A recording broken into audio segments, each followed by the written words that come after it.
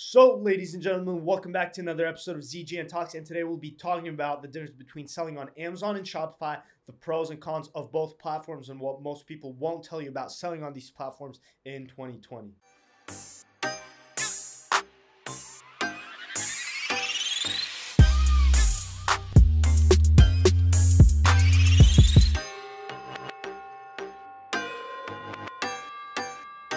So yeah, we have an experience of selling on both platforms. Now, Shopify and Amazon are much different when it comes to marketing, selling the actual product, order fulfillment. Literally every aspect of these business models are much different because Amazon, you're selling on their platform. Shopify, you essentially need to, build your own store. And I guess I want to start off with the aspect which one is more beginner friendly for those just starting out in the whole business sphere. I mean, I would say, as us having experience on both these platforms and platforms like eBay, I would have to say Amazon is definitely a lot easier. And the main reason for that most people don't really understand off the bat is that Amazon already has the traffic.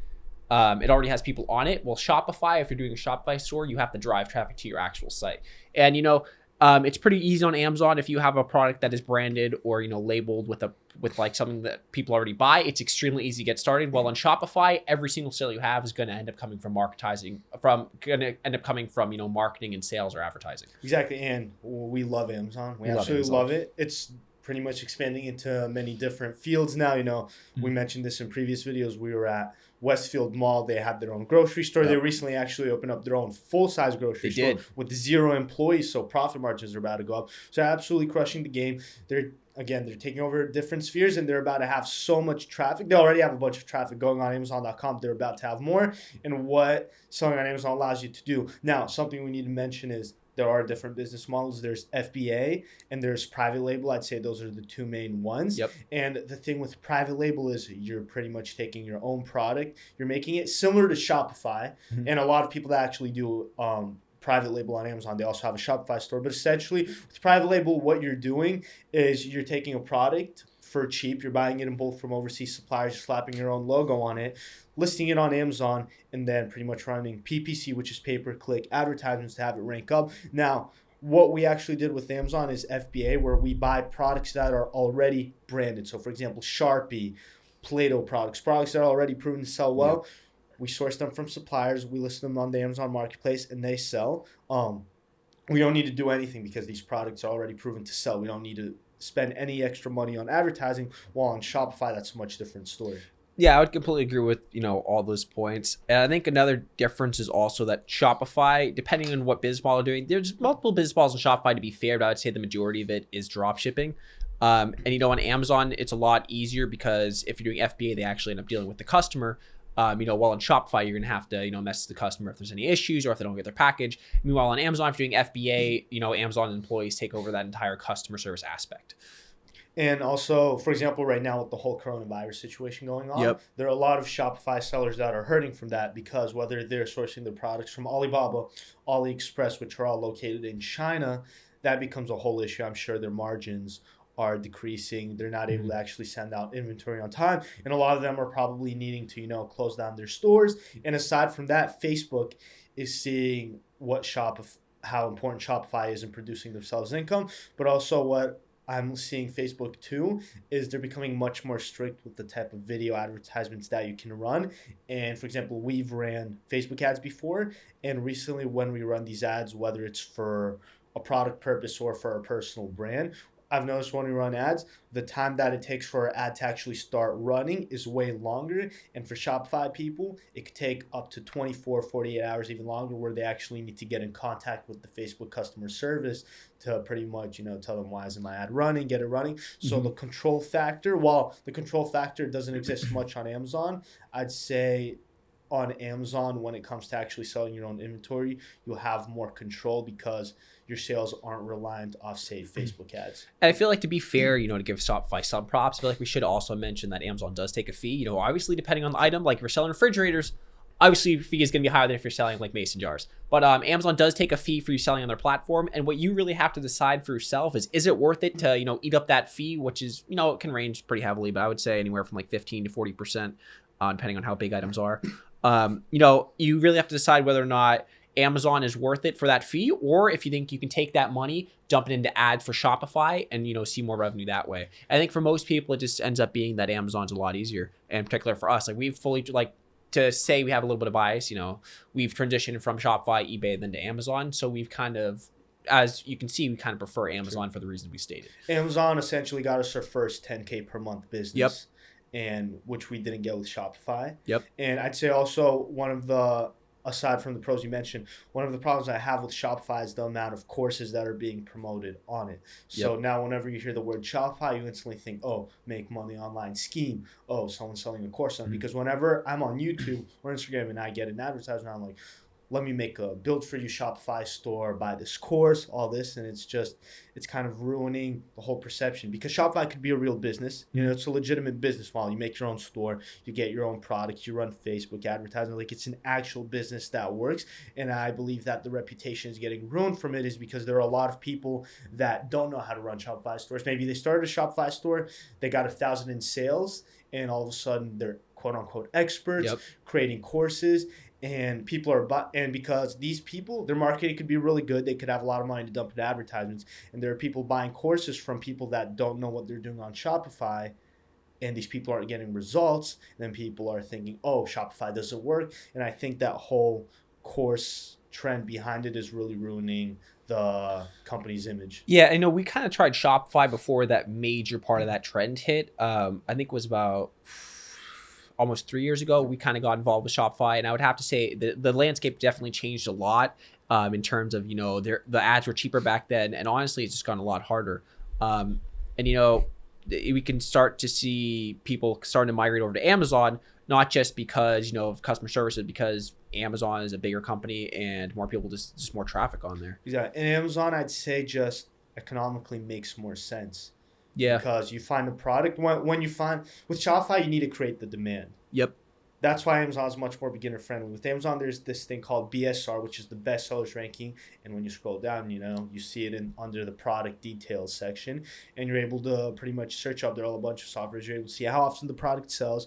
You're able to get certain plugins, such as the Keepograph, to see the product's previous price history, competitor history, and you're able to make an accurate decision. If I move on this product, this is the amount of sales I can get. And also with suppliers, instead of buying 100 products at once, you could buy, say for example, a product sells 500 times per month. Don't buy 500. Exactly. Don't buy 500. Buy 100, which is a week's worth. See how that's selling, and then if it's selling well, just reorder more. Yeah, to give you guys some free softwares, we're not trying to sell you anything here. Go check out FBA Multitool and Jungle Scout. We personally suggest FBA Multitool. It gives you like a whole breakdown of how many times something sells per month, how much people have in stock approximately. Absolutely great software. Shameless plug. We're not getting paid for that. Just want to give you guys some free stuff. Yep. And something that we should go over, and I'll hand that off to you, is when it comes to actually locking in suppliers. So with Shopify, it's much easier to go on Alibaba or AliExpress. You already find products that you want to buy. And then, yes, you can negotiate with these suppliers because they want to sell it off to you. But the landscape is much different when it comes into locking suppliers for Amazon. Yeah, I'd have to say for like Alibaba and AliExpress sourcing, people want to sell to you. For, Amazon, pretty much every person we ever work with is a U.S. supplier. And, that creates a lot of basically leverage on their part to where we're not the only people that's calling them up. Like, for instance, if you go and buy something on Alibaba, a lot of the times you're buying something unbranded and branding it yourself, those people want to sell to you. They need to get rid of that. But the thing is, when you're dealing with branded inventory, you really have to try to get that and attain that inventory, because quite simply, there's a lot of people that want to sell branded products. And, the whole reach out process is a lot more complicated. You go on AliExpress, Alibaba, it's right there. You can see all the products.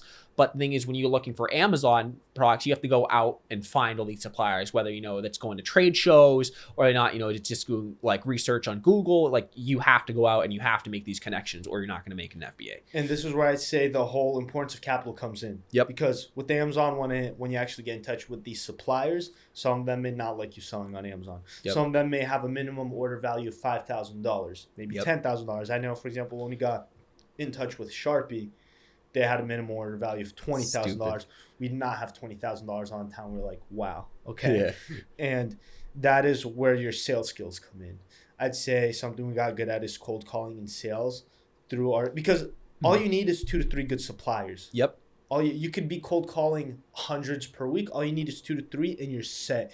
You're able to maintain good relationships with them. You keep spending more and more money. With some suppliers, we even got whenever we call them, we get referred to the sales representative. Yep. And with some of them, we already have their personal phone contact that essentially, if we want to buy inventory, we're able to just shoot them a text and they're able to pretty much get back to us through text instead of us having to go through the company directly, because not only do we get the products for cheaper, but they also get a commission. So it's a win-win both ways, and we get to establish that long-term relationship, allowing to us in the long term be more profitable. Yeah, just giving some more information, different suppliers, different MOVs and MOQs. The difference between each is MOV stands for minimum order value. It basically means how much you need to order for them to even accept your order. MOV is how much of a quantity of a good you need to order in order for them to accept it. For instance, there's Sharpies. When they say MOV is $10,000, you need to order at least $10,000, $20,000. And if they say MOQ is 10,000 units, it means you have to buy 10,000 units, which may or may not be more than, matters what the cost is. And that's really a big difference.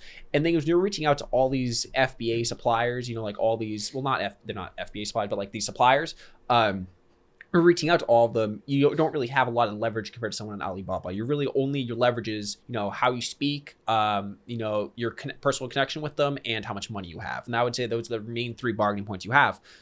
For instance, it's going to be a lot easier to get a deal if you're like, I'll buy $20,000 right now, compared to a lot of people that are just, like rock kickers to them. Correct. And over time, as you do more business with these suppliers, they trust you more. Mm-hmm. They already know you on a first name basis, and they're more likely to, sell you and give you good deals, or even give you priority, because there are certain products these suppliers get that sell out instantly. Now, this is free value for you guys. If you sell on Amazon or you do Amazon FBA, you know that when you're dealing with suppliers, you get spreadsheets with inventory. There's a software out there that we use called Scan Unlimited. Yep. And, you could be getting spreadsheets of thousands of products. You're not going to go through them manually. With Scan Unlimited, you're able to insert the product sheet into the software, pretty much put specs that you want, minimum profit, minimum ROI, BSR, all that, and then just run it. All those products pop out. It shows you how much the supplier has in stock, and a lot of it is self-explanatory. That's going to save you a lot of time. Yeah, we've had lists of like 3,000 plus products, 5,000 plus products. I've seen even 7,000 plus products. And all we do is we simply put it in. It takes the ASIN or UPC, matches it on Amazon, and then it matches the price it's selling at versus the price it's sourced at, and it can spit out you the ROI, how often it sells, pretty much like a rough estimate, and then what the product is. And it just saves us so much time. I remember one of the first spreadsheets we ever got. We tried doing it by hand. I was like 1, 2, 3. It was just like the most obnoxious stuff ever. I don't know what the hell we were thinking. We were sitting until probably from 6 p.m. to 12 a.m. on our computers. It was we're so done. annoying. And then a week later, we find out Scan Unlimited did the same process within even less than 5 minutes. Oh yeah, the thing about the software too, it's like liquidy quick, dude, as I say on the East Coast. Like that, it's absolutely crazy quick. Like takes a couple. Saying liquidy quick? It's an East Coast slang. I'm like slightly lickety quick, I think is what it's called. Never heard of East Coast. It's like an East Coast thing. But so if you guys want to, some great softwares, Keep a Graph, FBA Multi-Tool, and Scan Limited for scanning spreadsheets. Take all that knowledge, guys, absolutely free. We're not getting paid to plug any of these companies. And so something I want to transition into is what most people aren't telling you about these business models going into 2020. Mm-hmm. So starting off with Shopify is you need to have a lot of money for advertisements. Yep. Because Facebook's getting super expensive. On all these social media platforms, organic reach is becoming much harder because Facebook owns Instagram. Yep. They're starting all of these companies like Coca-Cola, Samsung. They're coming onto these marketplaces. They're dumping millions to billions into advertisements. And what that does is that drives the average cost of advertisements up. Exactly. Now, Facebook is like, why cheapen it if people are going to keep paying more? Because these platforms know how powerful they are. They know how many users use these platforms on a daily basis. Correct. Billions.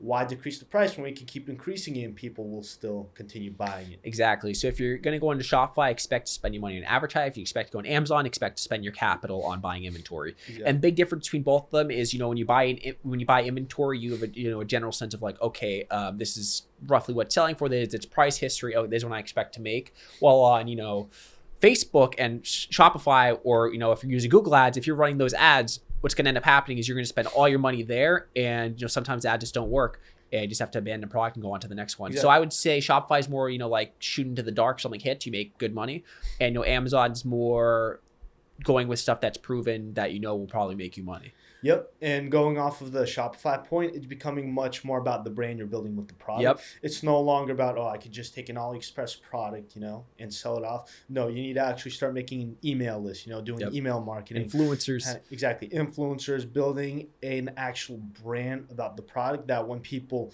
buy it, it feels as if they're part of a community, because people love experiences, not process, and they want buying your product to feel like an experience. Yeah, they want to buy for what something represents or what something brings them. They don't really necessarily care about a lot of other factors of your product. They just want to know what it does for them, and they want to buy into the vision of what you have to offer. For instance, if you're into, for instance, there's a couple different stores that do a lot of charity give backs. Some of them, are legitimate. Some of them aren't, sadly. But a lot of these companies actually get a lot of business because they do this. They have this charity vision. For instance, there's a lot of different places that sell a lot of clothing and necklaces that give back to wildlife conservation agencies, and there's a lot of those that are doing extremely, extremely well nowadays because they do all these things with influencers and they give to charity and they're very public about it. Exactly. Well, with Amazon, the main change is having time and capital, and it's just a whole numbers game, because a lot of people are trying to get in touch with suppliers, and suppliers are constantly used to Amazon sellers calling them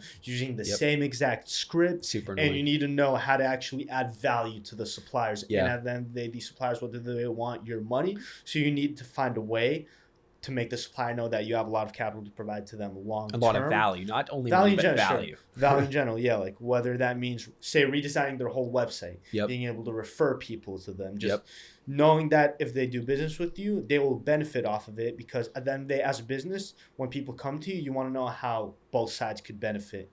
And you need to have time and capital, and you need to get good at sales, because suppliers are able to read who's legit and who isn't, and who can actually buy inventory with them long term. Like I remember when Amazon FBA was really blowing up and we were doing calls before that, we started experiencing times where we would call and they'd be like, oh, you're an Amazon seller, and it'd just be the most annoying thing. Because we got in slightly before, I would say, it really got pushed by all these core sellers and everything. I'd say a couple months before. And, that time was extremely easy to lock in suppliers. Everyone's been there. Yeah, everyone's been there. But the second people started pushing on these courses, we used to do calls. We had to completely change up our scripts because, they wouldn't work the same because everyone else was using the exact same stuff, very similar scripts. I say all of these courses, guys, be very careful. I know you get hit with advertisements. I know you watch the webinars. You see the landing pages. I know you guys get very, very tempted. Trust me, do your research. Yeah. Do your research. You could find much better information on YouTube or even Google, or not even better information. You can find that information there. Again, if you're paying convenience for all the information to be on one place, but also do research about the person and whether they actually know what they're talking about, because anyone can be a talker.